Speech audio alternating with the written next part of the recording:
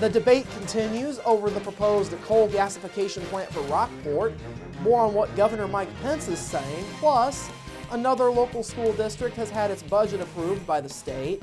More from last night's Southwest Dubois School Board meeting. And part 2 of Bill Potter's interview with Brad Ward and Nicole Hurley with the Dubois County Community Foundation tonight on Inform.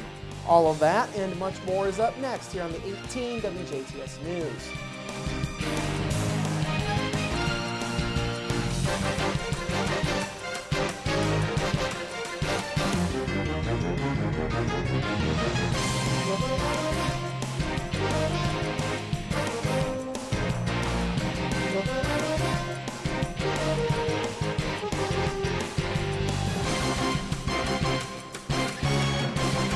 Hello, I'm Bradford Raths. We begin this evening with the continued debate surrounding the coal gasification plant for the city of Rockport. Indiana Governor Mike Pence says he expects state utility regulators will still review plans for the $2.8 billion coal gasification plant. That project got a boost this week when the state Supreme Court approved a contract requiring the state to buy its synthetic natural gas for 30 years. Pence said back on Wednesday his office was reviewing the court's decision, but that he anticipated that the Indiana Utility Regulatory Commission would again take up the proposal. Mark Lubbers of Indiana Gasification says the project still needs Pence's support to advance after legislators this year voted to seek additional reviews. Opponents maintain the project would cost Indiana utility customers as much as $1.1 billion in higher gas rates, while supporters, such as Rockport Mayor Harold Gaffinet, say the project would be an economic boon for not only Rockport, but for Spencer County as a whole. Speaking of Spencer County, a fertilizer plant project for the county is also set to move forward. Officials with Ohio Valley Resources, based in Fairfield, Illinois, have announced an agreement to finance the development of a nitrogen fertilizer plant north of Rockport. Ohio Valley Resources President Doug Wilson stated yesterday that a memorandum of understanding had been worked out between his company and Tierra del Fuego Power and Chemical Company for the plant's development. He says the memorandum of understanding allows for an agreement that will benefit both sides while moving the project forward. Wilson says the location near Rockport was chosen because it is close to natural gas pipelines as well as to rail, river, and highways for movement of goods. Wilson says the plant will also produce ammonia and urea ammonium nitrate solution to be used in fertilizer along with nitrogen fertilizer. The plant will even produce diesel exhaust fluid, which is a urea solution that will be used to reduce emissions in diesel engines. Now, Sinopec Engineering, which is a Chinese-based petrochemical firm, will work with a U.S.-based global engineering firm to complete the front-end design, procurement, and construction for the plant. Officials say about 1,200 workers will be needed to build the plant, a process which is expected to take 3 years. Once the plant is completed in 2017, about 80 full-time workers will be employed by the plant. The investment for this project, $1 billion. Dubois County has regained the top spot among counties with the state's lowest unemployment. Earlier today, the Indiana Department of Workforce Development released its November unemployment figures for the Hoosier State. The department says Indiana gained 25,300 private sector jobs last month, which is the largest one-month increase in the Hoosier State on record. All employment sectors saw significant growth, with the exception being the leisure and hospitality sector, which went unchanged last month.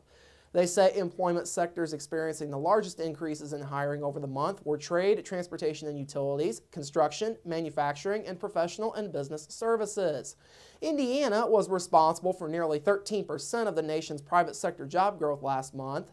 Now, locally, once again, Dubois County led the way with the state's lowest unemployment mark in November at 5.2%, which is 0.1% ahead of Indianapolis suburb Hamilton County. Davies County was 4th at 5.5%, Knox County was right behind in 5th at 5.7%, and Martin County came in the top 10 at 5.9%. Other local counties include Pike County at 6.4%, Spencer County 6.7%, Perry an even 7%, Orange 7.9%, and Crawford County's unemployment rate for November was 8.4%. Fayette and Vermilion counties were tied with the state's highest unemployment rate last month at 9.9%. Indiana's overall unemployment rate declined in November as well, dropping 0.2% to 7.2%, which is lower than all of the neighboring states. Fewer Hoosiers are unemployed now than at this time 5 years ago. State grades for schools have been released, and some local schools improved their report cards this year. Indiana's State Board of Education has released AF school grades from the 2012-2013 school year 4 months after a grade-changing scandal rocked the system. Locally, the grades are as follows. For the Northeast Dubois School District, Celestine and Northeast Dubois High School both received A's again this year, while Dubois Middle School dropped from an A to a B. Dubois Elementary improved from a C last year to an A this year. Moving to the Southeast Dubois School District, Pine Ridge, Ferdinand Elementary, and Cedar Crest Intermediate Schools all received A grades again this year, while Forest Park High School received a B grade once again. In the Southwest Dubois School District, Holland Elementary, Southridge Middle School, and Huntingburg Elementary all received A grades again this year, while Southridge High School once again got a B. In the Greater Jasper School District, Ireland Elementary, Jasper Middle, and Jasper High Schools all got A's again this year, while 5th Street and 10th Street schools both improved from D grades last year to C grades this year. And finally, in the North Spencer School District, Chrisney Elementary, David Turnham, Nancy Hanks, Heritage Hills High School, and Lincoln Trail Elementary all received A's again this year, while Heritage Hills Middle School jumped from a C last year to an A this year. A third local school district has heard from the state about its budget for next year. Last night, Southwest Dubois Superintendent Mike Eineman told the Southwest School Board that the Indiana Department of Local Government Finance has approved the corporation's budget for next year.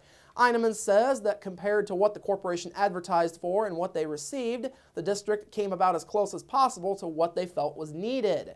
Eineman says one exception, however, was that the corporation received an additional $100,000 for a sequestration that the school district might have to pay for. Eineman reported that the total assessed value of all properties across the district was $275 million, which was equal to last year. The Southwest Dubois Corporation will receive around $12 million this year for their total budget. With this being his first go-round as superintendent, Eineman says he's pleased with the results of his first experience of putting together a school budget. I'm not going to complain about it. I think it is done well for us. The only thing that will happen is our tax rate will go up just a little bit, and that's just because of the extra $100,000 that they awarded us. So it will go up about 15 cents.